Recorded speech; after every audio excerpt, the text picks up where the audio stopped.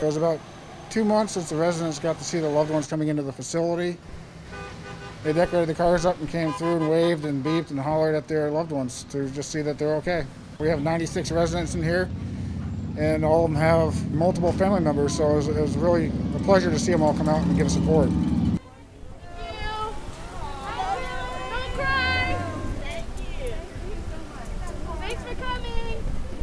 What was your favorite part about the parade today? Oh, I think it was funny. Yeah? Did you see the fire truck at the beginning? Yeah. That was fun, huh? Yeah, everything was fun. Mama, here's you some bikers. Here they come. Oh, boy. You better hold that up. Think there'd be this many people come see you? I like to see my grandkids and my daughter and all my friends. Did you see your family today? Yeah. I know the social distancing, but if you can get up closer to them, you'd see that a lot of them did cry. And going into the facility, there was not a dry eye in place as they're going through. Grandma's right here. Here I am. My husband passed away. They just came in and took me over. And thank God for that. Did you have fun here? Good. Yeah, I had a good day. Really good. And thank the good Lord for my family and for my friends here. 4029's Emma Claybrook is joining us now live with more on the water rescues that happened this morning. Crews had to rescue 20 people this morning about a half-mile down here on Highway 264. And as you can see behind me here, police are still blocking off this area and they're not letting anyone down past the barrier here. Now, I want you to take a look at this video. This was around 2 o'clock this afternoon when the water had receded just a bit. You can see the debris that was swept up onto the road, and you can also see a few cars still submerged in the water that has flooded the road. The road closure caused some headaches for people trying to get to X&A for their flights. The Highfield Police Chief says to think twice before crossing a flooding barricade. Probably added about another 20 minutes to it, so we're a little stressed because we've got an important person coming in, so we wanted to make sure we're here before he comes down that escalator. If you do pass a barricade, I can assure you that you'll be taken, given the citation, if not taken to jail. We take that very seriously. It puts a lot of people at risk, and I encourage you to do your research and try to find an alternate route. If you come upon any kind of flooded roadways, don't try to cross those. Crews from Highfield, Centerton, Benton County, and X&A helped with those rescues this morning. And obviously, there are still several roads closed here in Benton County. You can see a full list of those closures on our website at 4029tv.com. Reporting live in Benton County, Emma Claybrook, 4029 News. More than 100 bikers showed up to Lara's house alongside Santa Claus to give her a Christmas that she'll never forget. This made my Christmas. Made this little girl's Christmas. 7-year-old Lara McGeehee and her family have been collecting food donations for the holidays through a light display they put on at their home. Lara suffers from a rare neurological disorder called Rett syndrome, which means she's largely disabled. But even that wasn't going to stand in her way when it came to collecting donations and spreading the holiday cheer. We can all help others and we can reach out to others no matter what the abilities or lack of abilities. Everybody has something to give, and there's always somebody in need that needs to receive. A group of local bikers got wind of what Lara was doing and organized a massive event tonight where nearly 150 bikers and other community members came together in honor of Lara. Santa Claus rode on top of a fire truck packed with canned goods and other food for Lara's cause. Tonight, every one of us came out here for a little girl.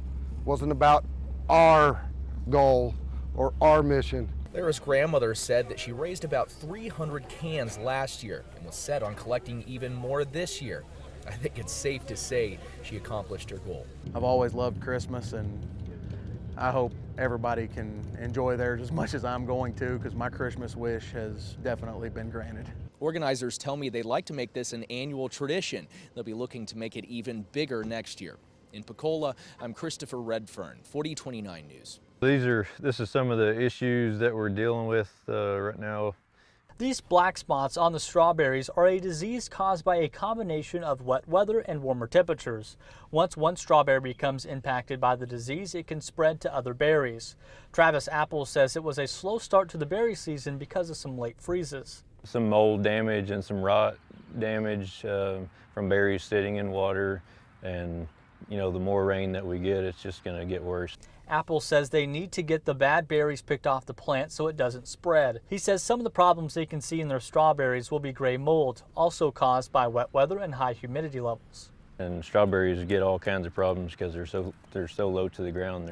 They're laying on the ground. So, you know, as little rain as we can get, you know, is what we're praying for. Johnny Gonzalez with the Extension Office in Benton County says when you have a lot of moisture for an extended period of time, you can have problems with the roots. After they start producing the berries, you can see problems like mold and plant disease. He talked of a grower who's at a loss about whether or not he's going to get any of his first production. He was afraid that he may just have to pick and destroy that to keep those plant diseases from getting worse. Because I like it and I love it, throwing axes and being a winner.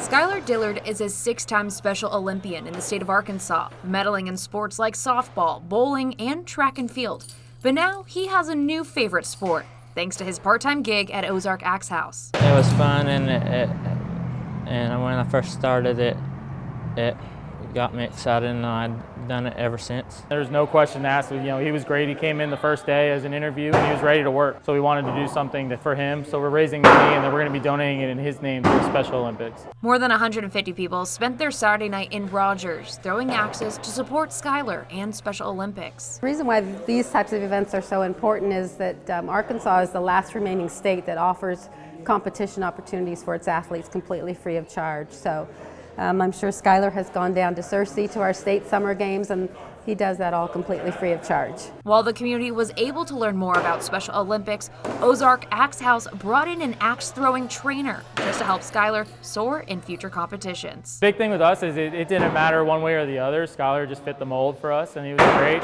But it's something that, you know, it's rewarding for everybody. And he comes out and he works harder than anybody we have here, so we're happy to have him. Just getting to know people and getting to get along and having a good time.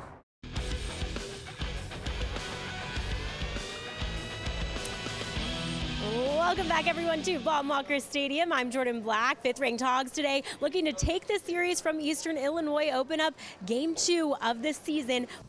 You know, we had some errors, and it cost us a game. Also today, right across the street from Baum Walker, second day of the Tyson Invitational, 26 schools in attendance. The Razorback distance runners, they're in Seattle. But today, all about pole vault, triple jump, high jump, shot put, and the relays. We'll let you know how the Razorback squads fared later tonight. As we mentioned, tomorrow, one more chance for the Hogs to go for the sweep. They will start at 1 o'clock tomorrow over Eastern Illinois, looking to take this one and make it a 3-0 start to the season. I've got to get this broom back to the Farmington baseball team, who's helped cleaning up Baum Walker, doing a great job. That's going to do it for sports. We're back after the short break. Well, you know, Fayetteville firefighters searching around Lake Fayetteville for Robert Elmer, who's been missing since Monday. Yeah, this is a photo of him here on your screen. He was last seen in Springdale by his father. 4029's Taylor Pinnell, live at Lake Fayetteville. He has the latest on the search efforts. Taylor. Paige and Craig, behind me here is where crews launched that boat today and had several members of the fire department searching for Elmer around Lake Fayetteville. Now, the search started on the shoreline of Lake Fayetteville mid-morning and continued along the trails surrounding the lake. And other than the 2 gas stations, police have not had any other similar reports from other businesses in town. But police are encouraging employees and patrons to be on the lookout. Live in Fort Smith, Brett Rains, 4029 News. Now, the overnight storms causing thousands to be without power. 4029's Jamie Weiss is joining us now live in Centerton after speaking with Carroll Electric. Jamie, what's the status? So, Paige, we just learned that as of right now, Carroll Electric is still reporting about 5,000 customers are out of power tonight. So they say crews are going to be working until nightfall, and then we'll come back first thing tomorrow morning to make sure everyone in Benton County has their power restored.